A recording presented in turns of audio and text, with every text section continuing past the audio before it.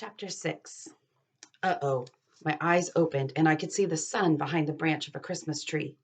I jumped up, folded my blanket inside my suitcase, hid it, and started running the 6 or 7 blocks down to the mission. I turned the corner and said, "Phew." There were still people lined up waiting. I started walking along the line. The end was a lot farther away than I thought. The line turned all the way around 2 corners, then crossed over one street before I saw the last person. Shucks. I walked up to get behind him. He said, "Line's closed. These here folks are the last ones." He pointed at a man standing next to a woman who was carrying a baby. I said, "But, sir." He said, "But nothing. Line's closed.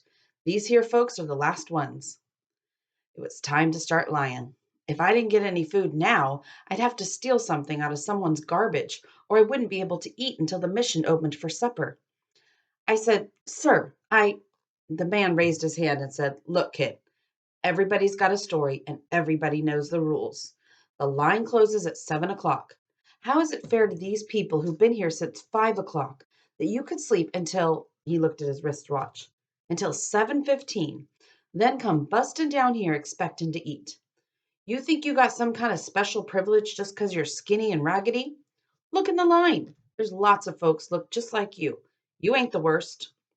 Supper starts at 6 p.m., but you see how things is.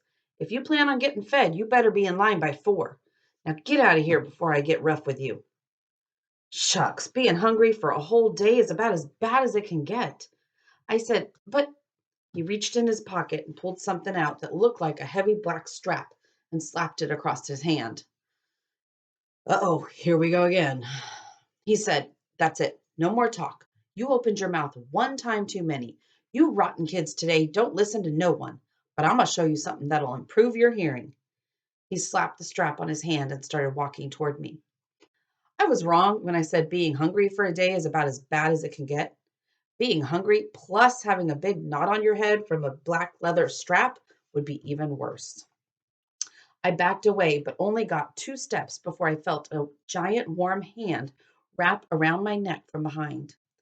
I looked up to see whose doggone hand was so doggone big and why they'd put it around my neck.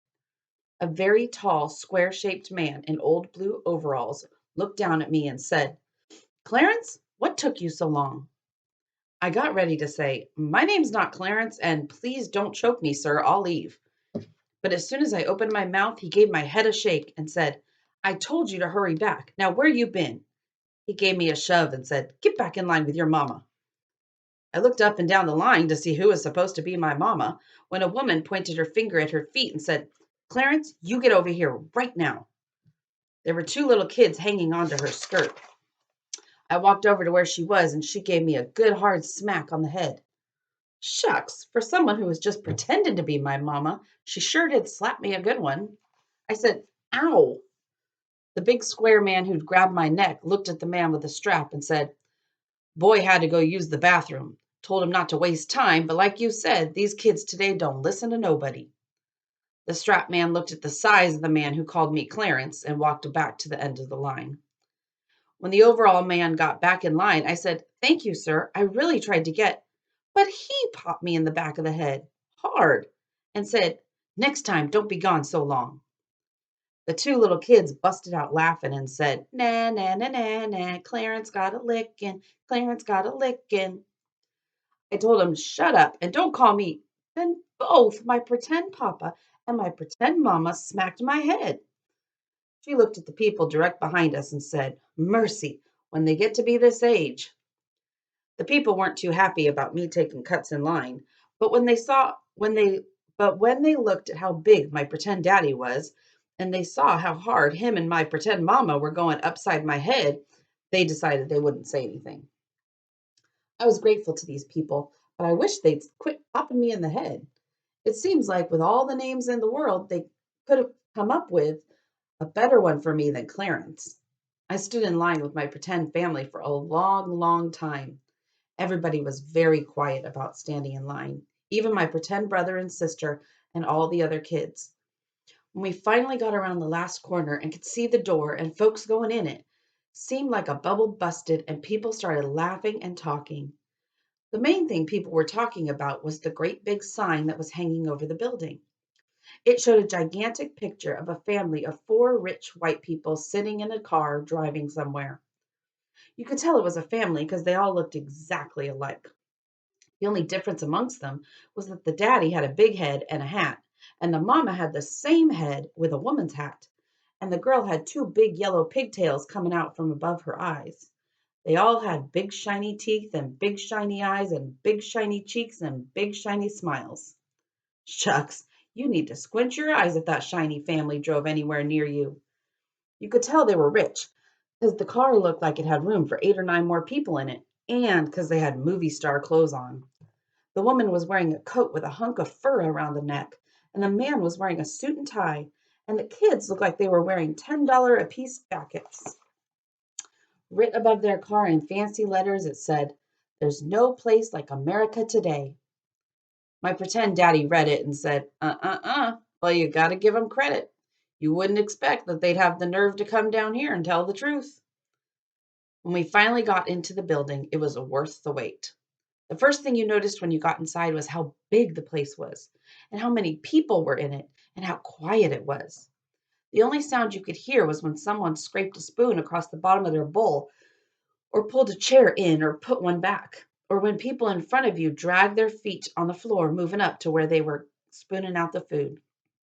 After we picked up our spoons and bowls, a lady dug a big mess of oatmeal out of a giant pot and swooped it down into our bowls. She smiled and said, "I hope you enjoy." Me and my pretend family all said, "Thank you, ma'am." Then a man put 2 pieces of bread and an apple and a big glass of milk on your tray and said, "Please read the signs to your children. Thank you." We all said, "Thank you, sir." Then we walked past some signs someone stuck to the wall. One said, "Please do not smoke." Another said, "Please eat as quickly and quietly as possible." Another one said, "Be considerate and patient. Clean up after yourself. Your neighbors will be eating after you." And the last one said, "We are terribly sorry, but we have no work available." My pretend daddy read the signs to my pretend brother and sister, and we all sat at a long table with strangers on both sides of us. The oatmeal was delicious. I poured some of my milk into it so it wouldn't be so lumpy and mixed it all together. My pretend mama opened her pocketbook and took out a little brown envelope. She reached inside of it and sprinkled something on my pretend brothers and sisters' oatmeal, then said to them, "I know that's not as much as you normally get, but I wanted to ask you if you minded sharing some with Clarence." They pouted and gave me a couple of dirty looks. My pretend mama said, "Good," and emptied the rest of the envelope over my oatmeal. Brown sugar. Shucks, I didn't even mind them calling me Clarence anymore. I said, "Thank you, Mama, ma'am." She and my pretend daddy laughed, and he said, "It took you long enough to catch on, Clarence." He acted like he was going to smack me again, but he didn't. After we'd finished all our food, we put up our bowls up, and I thanked my pretend family again. I asked them, "Are you going to be coming back for supper?" My pretend mama said, "No, dear, we only come here for mornings, but make sure you get here plenty early, you hear?" I said, "Yes, ma'am." I watched them walking away. My pretend brother looked back at me and stuck out his tongue, then reached up and took my pretend mother's hand. I couldn't really blame him. I don't think I'd be happy about sharing my brown sugar and my folks with any strange kids either. Have a great day, guys.